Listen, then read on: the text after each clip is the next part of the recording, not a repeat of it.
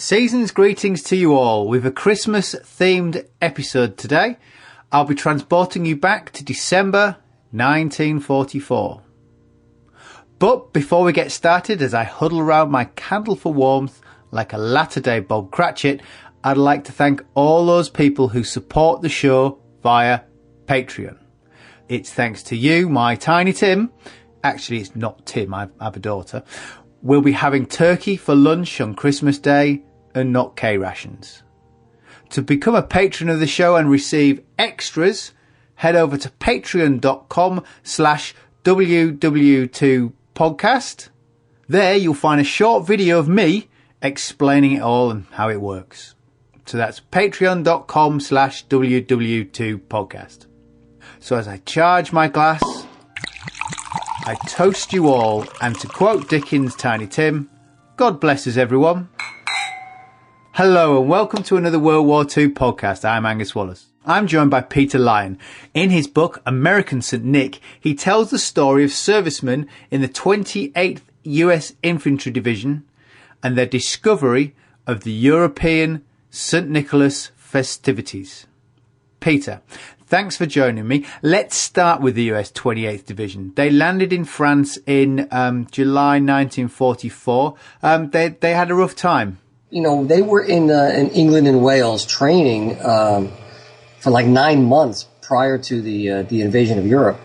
And they did not go over in the initial wave, and, you know, obviously on D-Day, June 6, 44. They actually went over about a month later, on July 18th. You know, give them a day to get their equipment together and whatnot. And they were in the thick of the fighting down in the Bocage country and down around Saint-Lô and just, it was the hedgerow country, and it was just brutal, difficult fighting because it was, you know, your gains weren't measured in miles, they were measured in yards because it was just such tough going. And, you know, they kept at it, they kept fighting their way through, and eventually, you know, we hear about the Feliz Gap and the Feliz Pocket and all that, and they were instrumental in closing that. And what that really was, they were in charge of trying to make sure that they prevented as many Germans from escaping eastward as possible for the German 7th Army, which is what they were up against. And so they were trying to close that pocket or that gap.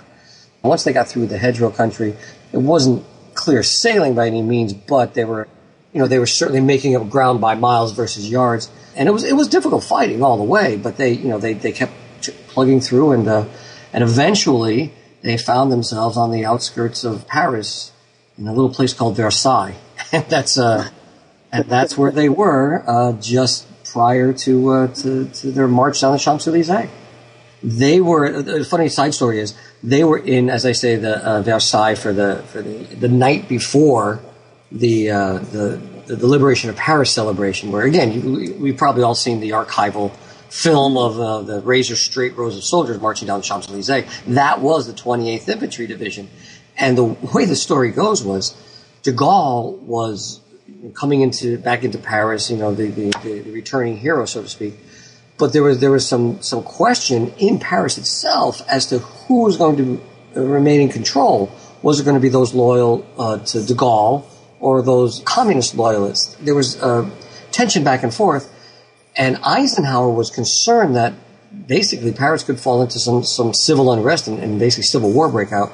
So he made a decision that instead of bypassing Paris, which was his plan with the 28th Infantry Division, instead to march them right down the streets of Paris as a show of force and a show of support for de Gaulle, but also in a stroke of military brilliance in a way, was the best way to move an entire division through from one side of the city all the way to the other, except for they literally walked through the streets of Paris and back right into fighting again on the other side, because just northeast of Paris, there were still pockets of German resistance. So they were, as Eisenhower was later famously quoted, and I'm not going to get the quote exactly right, but basically it was something like, the 20th Infantry Division was the only case in history where a column of soldiers walked through a capital city in a victorious march right into battle that same day. So they get quite knocked about, really, don't they, after that? That was in August. And in September, they marched through Belgium and Luxembourg, and then they find themselves, at the mouth of the Hürtgen Forest at the end of October. And as we all know, the Hürtgen Forest, it was just a horrific place to wage war. Not that there's any good place, but, the Germans have been prepping that forest since 38, building pillboxes and mining what few roads there were through the forest. Most of them were logging roads. Reams of barbed wire, machine gun nests. They were trimming the trees. I mean, some of these trees were 80, 100 feet tall. And as such, their canopy at the top, the leaves would form to create almost this veil over the entire forest. It was dark and it was very foreboding. And this is where they had to, they had to fight these Germans. The Germans wisely would meticulously prune the bottoms of some of these trees and shrubbery, so it would allow them a clearer field of fire in what was expected to be these killing zones. So it was just, some GIs call it a meat grinder, others call it the Hell in the Hürtgen and the Green Valley of Death. All those were so appropriate because that's what it was. It was an absolute meat grinder. The initial idea was that the attack in the Hürtgen was part of an overall battle plan that was going to send certainly the 28th and previous then the 9th Division in as a right flanking maneuver for an overall battle plan that would push on into Berlin and to the end of the war. But first they had to take the Hürtgen. And that's where the battle plan sort of went awry. It was only after they entered that they said, oh, well, yeah, the other thing about taking the Hürtgen is that by taking the Hürtgen, we can control these dams that are on several rivers.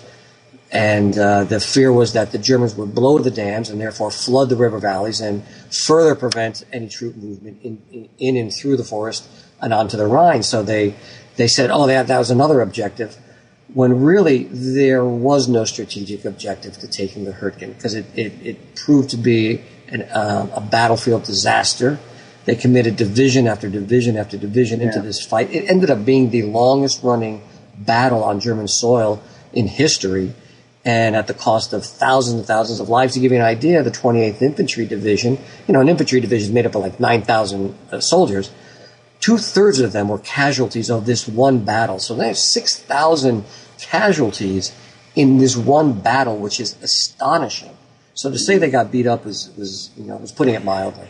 Now, they get sent to, a quiet sector, which is the famous quiet sector, really, isn't it? Sort of the Ardennes sector. And they get sent to a town of Wiltz.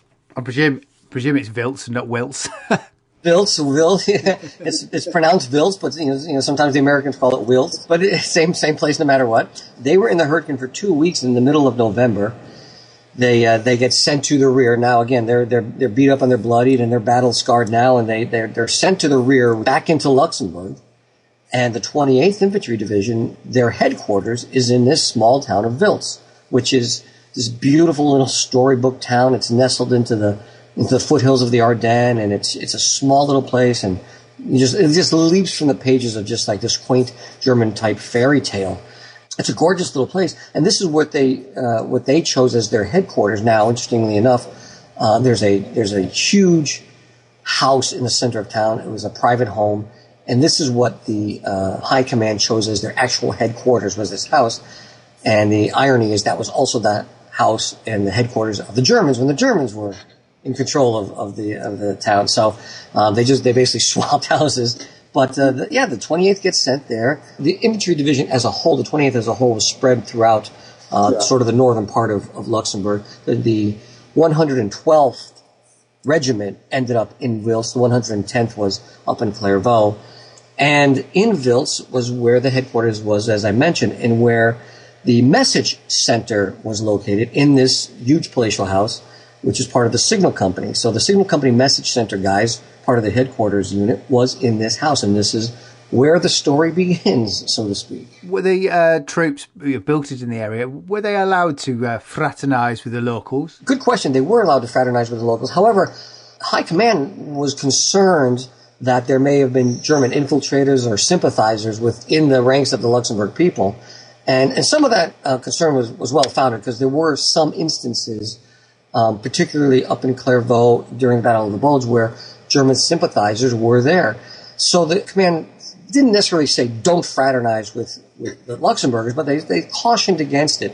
Meanwhile, It was, your common foot soldier, the everyday grunt, if you will, that was, talking to these people and realized there was no worry about that, and certainly in Wiltz, because the people of Luxembourg hated the Germans for what they'd done to them during the war. It's important to remember that when the Germans came in to Luxembourg, they considered Luxembourg really ethnically German. So they basically did away with the country. They called it Gau-Moselland, which means the country district. And the Germans set about Germanizing the population of Luxembourg. Their official language of Luxembourgish became forbidden to speak, not alone teach. They couldn't even speak it. Their Luxembourg flag was dissolved. The government was now run by the Nazi Party. Any important administrative positions were filled by good, proper Germans. In 1942, they began conscripting Luxembourg military-aged men into the German army. Most of those were sent to the Eastern Front to fight against the Russians. So this was very hard on the Luxembourg people, and they hated the Germans for what they were trying to make them become. So when the GIs came into town and as liberators, the Luxembourg people were only too happy to see these guys. There was no German sympathizing going on, certainly in Wiltz, that's for sure. And this is where Harry Stutz is. Is it Harry Stutz is central to the story? He starts. Does he start going around to locals for dinner? They befriended some of the people in town, and there's one guy, Harry, gets to know one of these townspeople very well. His name is Snyder, Martin Snyder, and he ends up having dinner at his house, and they have conversations, and Harry comes to find out through conversations that although the Luxembourg people are finally liberated after nearly 5 years of Nazi rule, that their upcoming holiday of St. Nicholas Day, which, by the way, had been forbidden for them to celebrate while under the Germans because it was not a sanctioned German holiday, so they were not allowed to celebrate this holiday. Harry comes to find out that although they are able to now celebrate it, because of the ravages of war, they have so little with which to celebrate it. Now, it's important to note here that the holiday of St. Nicholas Day is a town-wide celebration, meant mainly for the children. It's sort of, it's like Halloween and Thanksgiving and Christmas all balled up into one. And it's really a town-wide celebration where the children receive, sweets and chocolates and things like that if they're good, and usually an old twig if they're bad, but those are rarely handed out. Where Christmas is more of a family celebration. So the town-wide celebration of St. Nicholas Day, which had been outlawed, was rapidly approaching on December 6th, but they really didn't have anything to celebrate. So Harry feels badly about this, and he says, there's got to be something we can do. We're the army, for gosh sakes. There's got to be something we can do. So he gets this idea in his head. It's like, why don't we throw him a Christmas party? And so he goes up to command. And again, he was part of the message center, as was most of the guys that he was with. And as such, he was in headquarters all the time. So he asked, his sergeant if he could approach the captain, and he approached the captain to say here's what he had planned. And the captain took it to the General Coda. And Dutch Coda says that has to be a great idea, great for PR. Sure, go ahead, throw your party. So Harry now gets the official go-ahead to have this party. Now, he doesn't know anything about St. Nicholas Day. He doesn't know anything about Christmas. Harry's a Jewish soldier. So that's one of the ironies of this story, is that here's this Jewish soldier running around this predominantly Catholic country and town trying to organize a Christmas party really for the GIs or a St. Nicholas party for the kids. And he just didn't know what he was doing. So he ends up going to the local priest, and he says, what he's planned, what he wants to do, and the priest is shocked by this. Not only are they the liberators and they're free of Nazi rule, but here's this soldier telling them, hey, we want to have a party for the kids. Well, the priest couldn't have been happier, of course, but he says you should really go talk to the guys at the school, the teachers at the school, because they can better coordinate. So Harry does. He goes and talks to the teachers at the school and finds out what would be the best time for this, what would be the best day for this, and they figure out let's do it the eve of St. Nicholas Day on December 5th. So they get all the plans in place. Harry gets a bunch of guys together to sort of form this little Christmas committee where they collect treats from the other GIs and whatever candies they can. They get the company cooks to make donuts and cookies, and they take these D-bars from their rations, these thick Hershey chocolate bars, D-bars, and they bring them to the nuns in the girls' school at the Wiltz Castle to melt down and make hot chocolate. So he has this all planned out, but he comes to realize the one thing he really needs to pull this thing off is that he needs one of the guys to dress up as St. Nicholas. He gets the idea, you know what, I'm going to ask my roommate Richard Brookins. That's who I'll go to him and say, I'll ask him to do it. He'll do it, sure, no problem. So he goes over to Richard and he says, here's what I'm planning, and gives him the whole lowdown and says, I really need you to play St. Nicholas. That's how you can help us out. And Richard promptly says, no, I'm not your guy. Get somebody else to do it. And the reason he said no was because he realized from listening to Harry talk about it that this was going to be a big celebration because, again, it had been 5 years almost, and he was afraid, Richard was, that he would somehow disappoint these kids, and something would go wrong, and they'd always remember this is some sort of laughing stock thing. And so he was, I don't want to do it, get somebody else. But Harry was very persuasive and kept working on Richard, and finally Richard acquiesces and says, okay, you know what, fine, I'll do it. What do I have to do? And that's where, to this day, Richard will say, and then he sprang a surprise on me. He didn't realize he had to put on a costume. What does St. Nicholas look like? Well, it's sort of like, Kris Kringle, St. Nicholas, Santa Claus, however you want to do it. He ends up going to the nuns back at this Wiltz Castle in the school where they're waiting for him on the day of the event. And they have for him the priest's mass vestments that he wears to say mass. That'll have to do. They don't have anything else.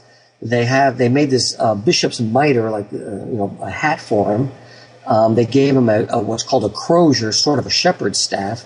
That, by the way, was held together with a piece of tape because it had broken off just at the curve. And the nuns knitted him a beard made out of rope.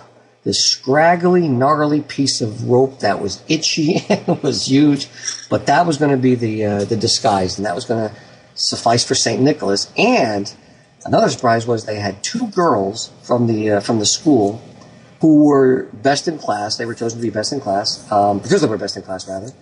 And they were to be his angels, and they would assist St. Nicholas as hold the robes and whatnot as he walked through town and whatnot. So that was how they got to see St. Nicholas that day. They plopped Richard into a Jeep, and they drove him through town. Everybody could see that St. Nicholas was finally back in town, and they went down to the boys' school in the center of town, and everybody sees St. Nicholas is there, and they then take this Jeep, and they go through town, and there's a procession that follows him, and they go into the castle where there's a circle of kids waiting for him, and he gets out of the Jeep, and his angels are there to help him, to make sure his robe doesn't drag on the ground, and there are all the other soldiers, and they're handing out treats, and they're handing out candies and donuts, and there's a guitar player there. His name is Hank Feibig. He's playing Jingle Bells over and over again, and the kids are singing songs, and they're doing little skits and poems and all that in honor of St. Nicholas, who finally returned to their town of Wiltz. And amazingly, the whole thing's filmed as well. There's a couple of combat cameramen. I've just watched the footage. Quite incredible. And Angus, that's one of the incredible parts to this story. As I said before, one of the amazing things, here's this Jewish soldier trying to pull off this, predominantly Catholic holiday. That's one of the irony twists of the story. The other one is, as you mentioned, this film, there is actual film that exists of the original event from December 5th, 1944. And how that film came about is amazing. As you say, two combat cameramen who were out on assignment earlier in the day. They were out to film 9th Infantry Division troop movements into Germany and then a bombing run over the Roar River Valley. That was their assignment. That completed, they were on their way back to Wiltz. Now, important to pause here and realize that Wiltz is a very small town. There's a road that comes in from basically the south. It comes into town, goes into the center of town, wraps around the front of the castle, and then loops back out to the north end of town. And you could probably drive this entire road through town in probably about 6 minutes. It's that small. But they're coming into town, and as they approach the middle of Wiltz, they could have taken a left and gone down this side street to the headquarters and dropped off their film and been done with it. And an hour later, they could have been drinking beers. But instead, as they're coming up to that turn, they see up ahead, coming out of the castle portal, they see another Jeep. And on the back of that Jeep, hanging out the back of it, is what looks like Santa Claus. That is not something you see in war-torn Europe every day.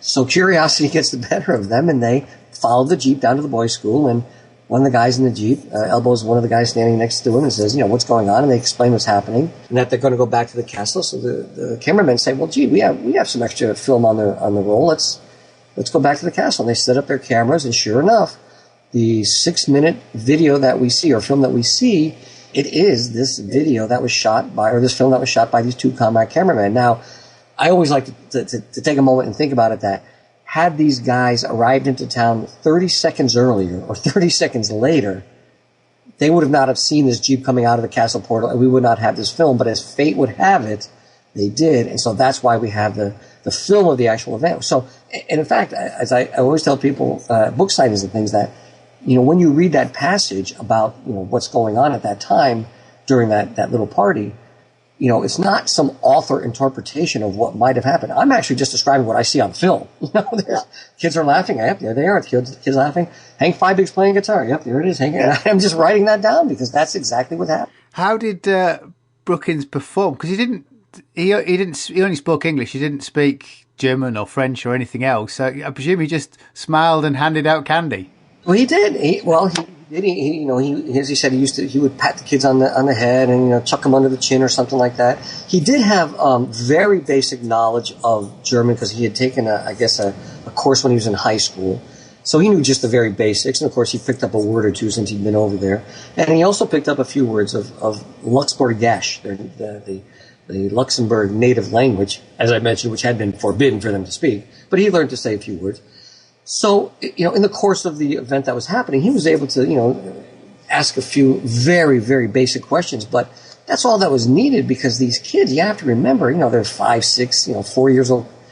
Some of these kids had never seen St. Nicholas before. They've only heard stories, and here he was, and even just saying a couple of words, they were amazed that he was speaking to them, and it was a wonderful time, and Brookins, he'll tell you to this day that for him, he was just a big kid. At that point, he was just a big kid having fun, and they'd all forgotten about the war, and they forgot what was going on, and they were just a big kid having a bunch of fun with these kids. And that's at that time all that they were doing. Following this, we were very close to the Battle of the Bulge.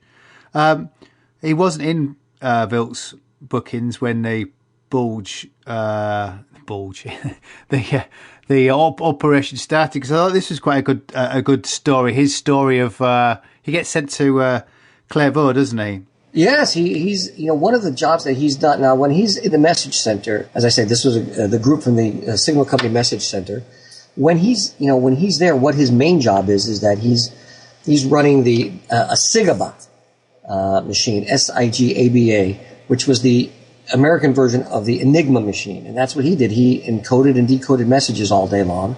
But when he wasn't doing that, he was also tasked with showing films. A lot of times they were training films, but a lot of times they were also Hollywood releases. So he would go from regiment to regiment showing films for soldiers on R&R. And this particular time, he had a projector and he had the film Going My Way, the Christmas classic with Bing Crosby, and he was sent up to Clairvaux, where the 110th was, as I say, they were headquartered there, and he was sent up on the 15th of December. He got what they called TD, or temporary duty, up there. Didn't know how long he was going to be up there for.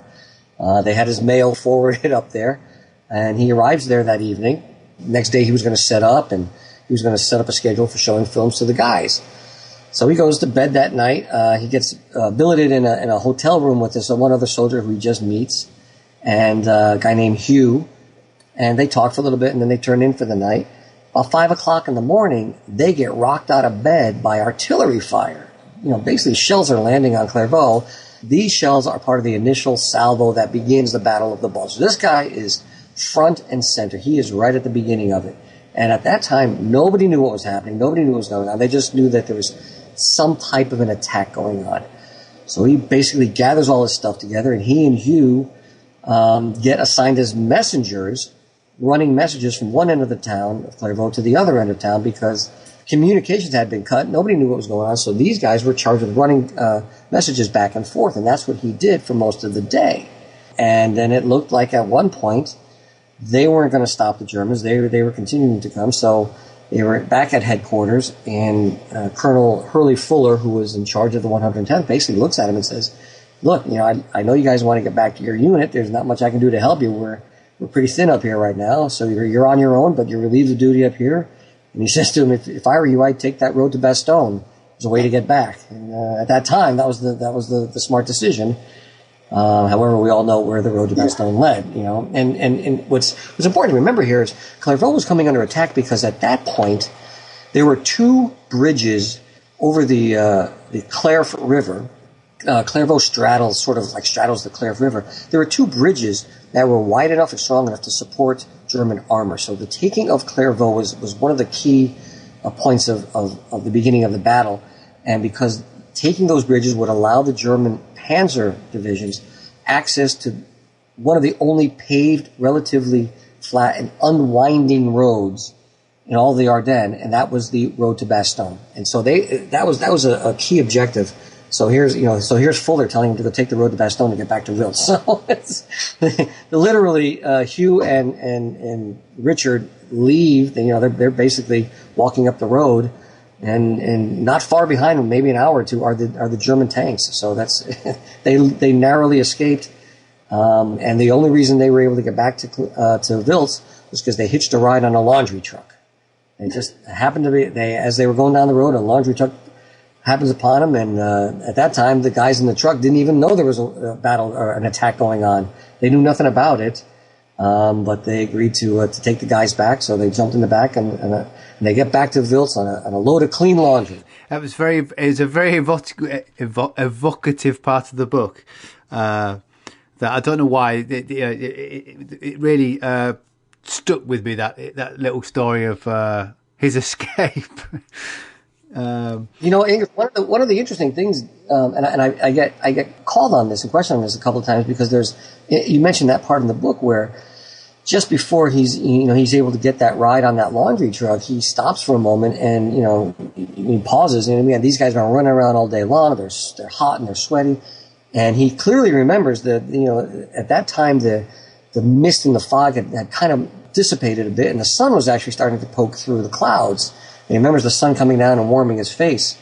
Now, people always say, "Well, wait a minute, the Battle of the Bulge was snow, it was terrible, it was blizzard-like conditions." And that's true 4 or 5 days later.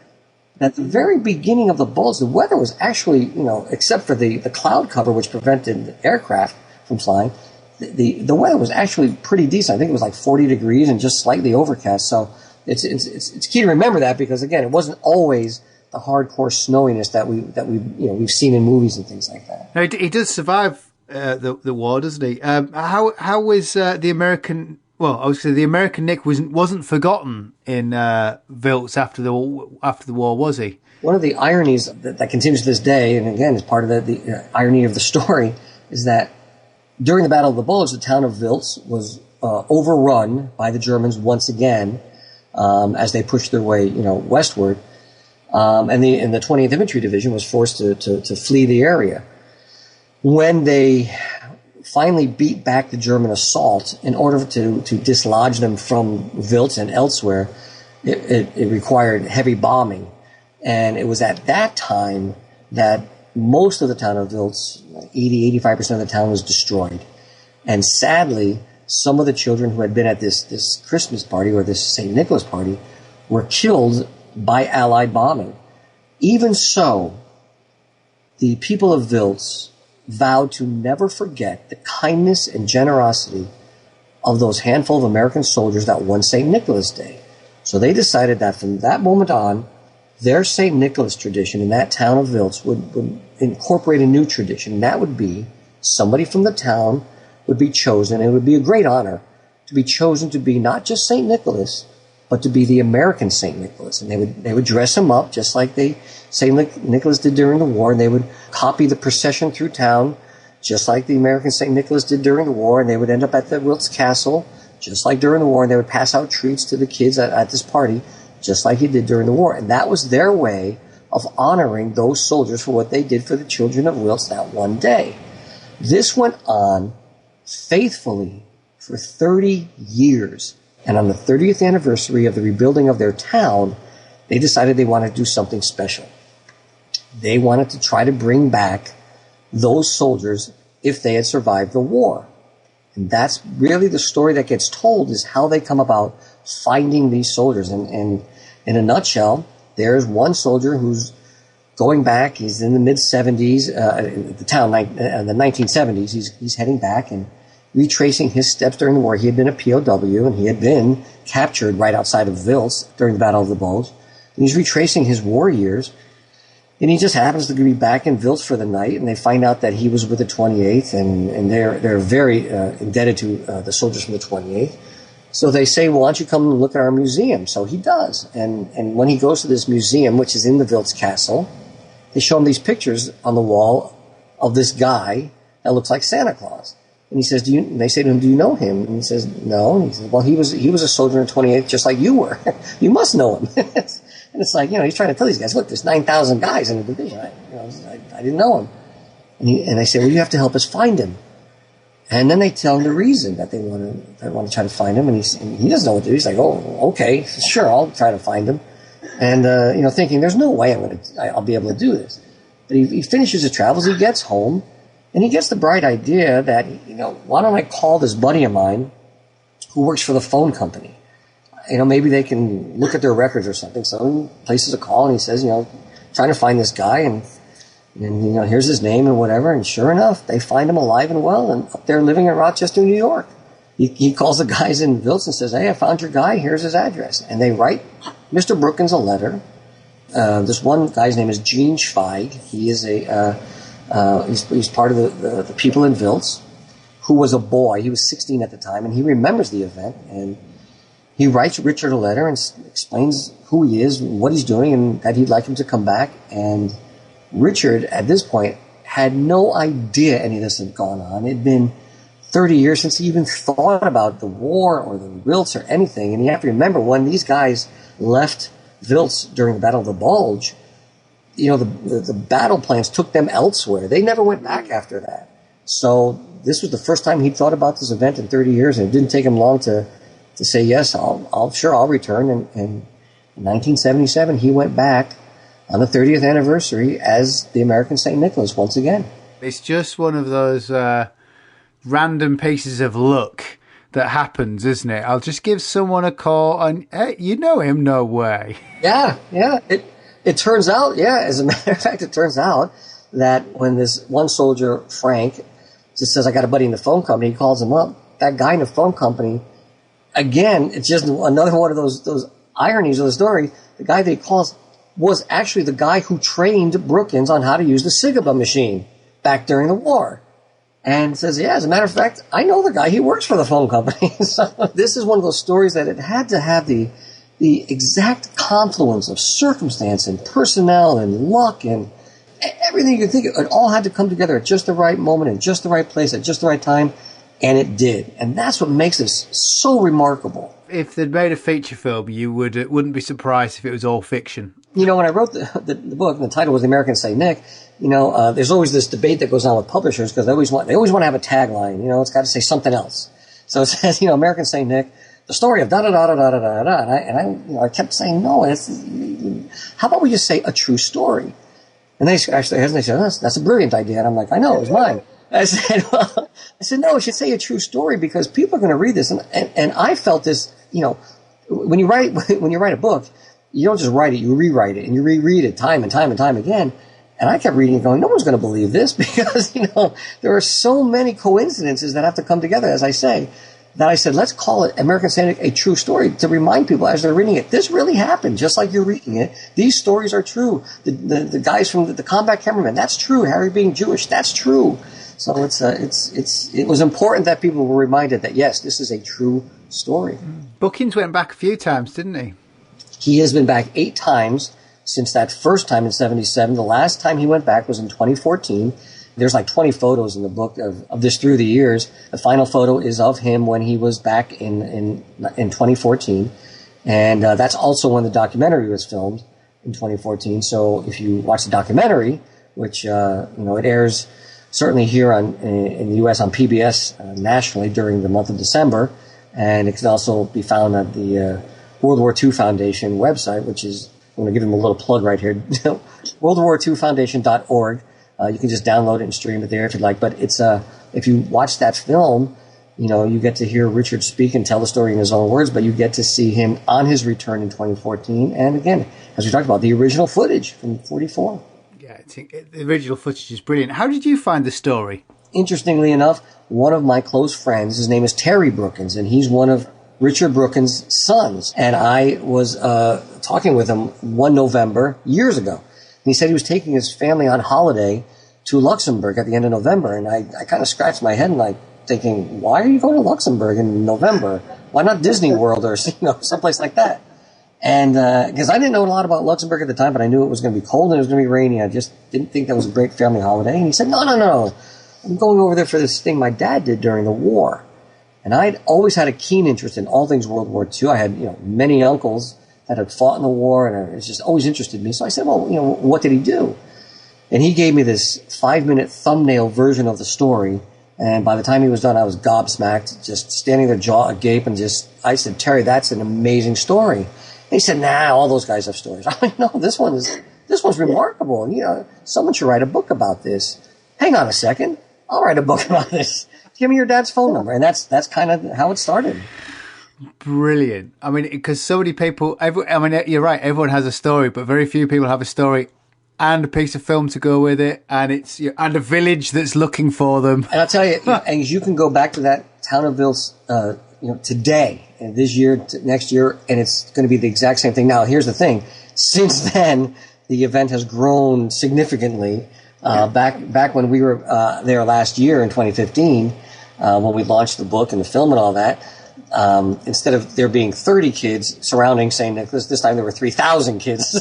So it's grown considerably. The tale of St. Nicholas is known throughout Luxembourg. In fact, the book has been translated into their native language, reached number 5 on their non-fiction bestseller list. So everybody in Luxembourg knows the story now. So they converge on Wiltz every December to witness this event. That's great. As we're moving away from the war, so many of these stories are dying off and people are forgetting. It's great that it only gets bigger. Exactly. In fact, that is the exact reason I wanted to write this story, because it's like I was honored to be able to tell it, but it was also deeper than that. It was as you say, it's not going to be long before these stories are lost. And I remember Tom Brokaw, of course, he wrote the book The Greatest Generation, and he was asked one time, what connects that generation to this generation and generations beyond? What is that connection? How do you keep that connection?